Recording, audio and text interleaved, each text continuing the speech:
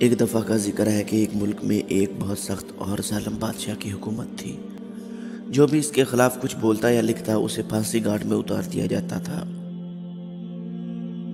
اس ملک میں ایک روشن خیال شخص رہتا تھا جو بادشاہ کی سختیوں اور ظلم سے تنگ آ کر بولتا اور لکھتا تھا۔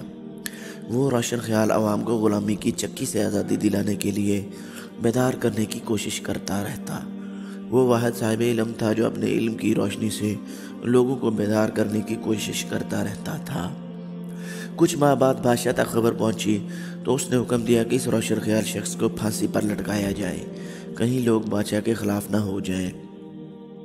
اس روشن خیال کو ہزاروں کند ذہنوں کے سامنے ہاتھ باندھ کر پیش کر دیا گیا، جس کا قصور اتنا تھا کہ وہ شخص ان کند ذہنوں کو بیدار کرنے کی کوشش کر رہا تھا، اور اس روشن خیال کو ان کند ذہن لوگوں کے سامنے پھانسی کے گھاٹ اتار دیا گیا، اور کند ذہن بادشاہ کے اس عمل پر تالیاں بجاتے ہوئے واپس چلے گئے۔